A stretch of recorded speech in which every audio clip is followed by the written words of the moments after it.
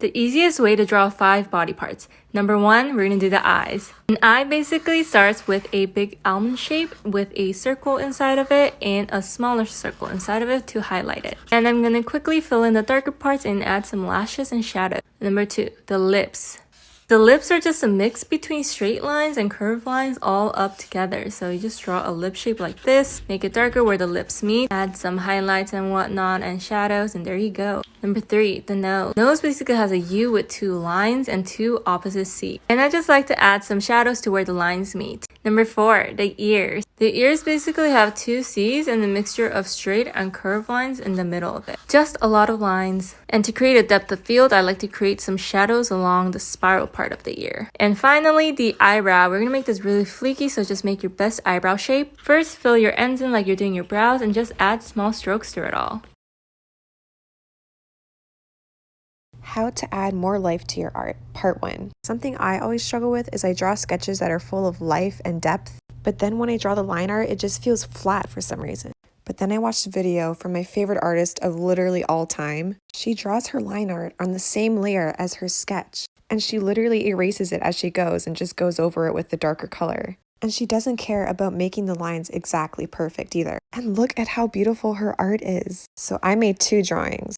In the first one, I did what I always do, and I drew the sketch and then the line art on a separate layer. And in the second one, I drew with a lighter color first and then went over it with a darker brown. And bro, there is a difference. I don't know if you can tell, but like, I don't know. My theory is that it gets you out of your head and it gets you more into the flow of art. Anyways, let me know what you think and like for a part 2. One of the best mediums for realism is oil. What makes it so different is that it takes forever to dry. This is something that I laid out about a week ago and it's still squishy. But once it's dry, so make sure you clean off your brushes or else they will be hard as a rock. Paint thinner dissolves oil, so I use that to clean them. Of course, oil does not dissolve in water, so if you want to make it transparent, use liquid. Because it takes so long to dry, it's perfect for blending. Oil brands I like are Gamblin, Blix has a cheaper line, and Winton is really great for beginners. So you guys may or may not know I had a recent revelation about chalk and how it could help me better figure out the section I want to paint on my custom jackets. And then I got this question about how do you erase it off after you use it as a guide. So what you're going to do is just take a towel, dab it, get it wet, and then literally just scrub the area around it.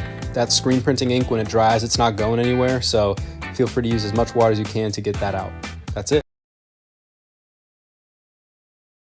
Colored line art can really make your work pop.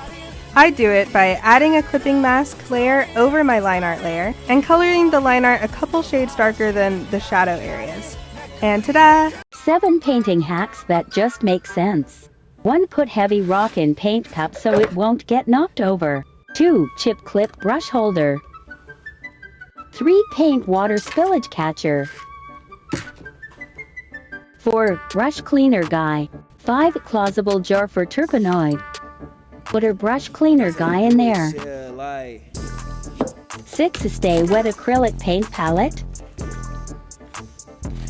7. Veggie glycerin also keeps acrylic paint wet.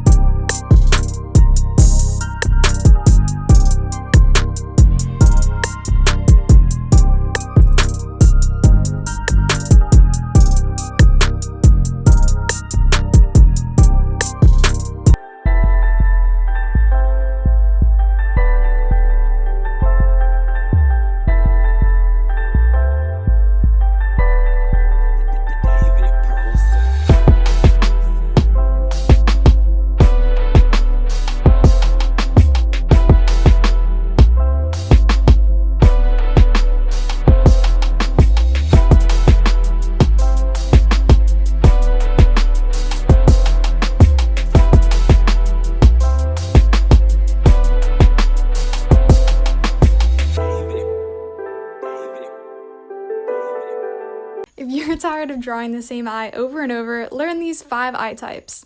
The first one is going to be the hooded eye. This eye has a low brow bone, so you start by drawing the line, and then you come in afterwards by adding the top edges and the bottom lid. Here's a real example. Next, we have the wide eye, and from what I've seen, this one is the most commonly drawn. You have your top curve, then a shallower curve at the bottom. The iris is almost complete except for the very top and bottom. Here's a reference of it. Next, we have the oval eye, and nah, you don't need it to work in the office. This guy is pretty much symmetrical on the top and the bottom. You'll also notice that as someone ages, the skin on their brow bone starts to push their eyelid down like this. And the reference for it is right here. And next we have the thin lid eye. You can keep the thinness or erase the top part for a monolid. Here's a reference. And I'm running out of time, but here's the almond eye. Hope this helped. Here's a really cool hack if you're running out of colorless blender. Instead of paying $9 for a whole bottle like this, spend $2 and you're getting double the amount, and we're using rubbing alcohol. The easy way to do it is to refill with a dropper. Take your time.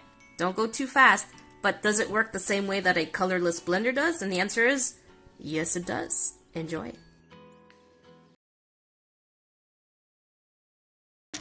Don't throw out your old art pens. Here's why.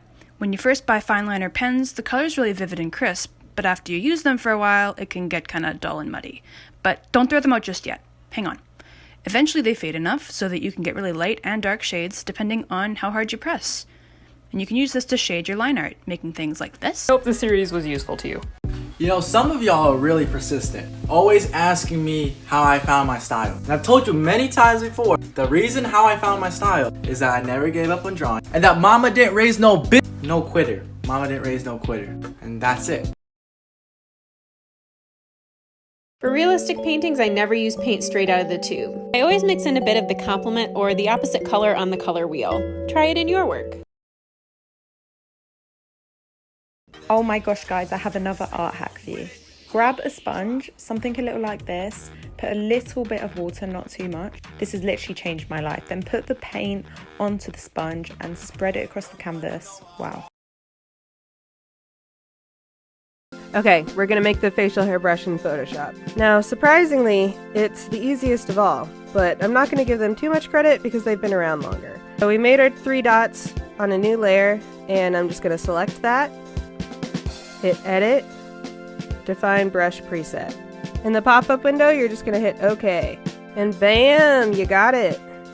What's up, TikTok? Here's an exercise you can do at home to improve your drawing skills and become a better artist. Find a reference image, turn your reference image upside down, and draw what you see. By doing this, you're going to draw the shapes and objects for what they are, not what your brain is telling you. This will dramatically improve your drawing skills.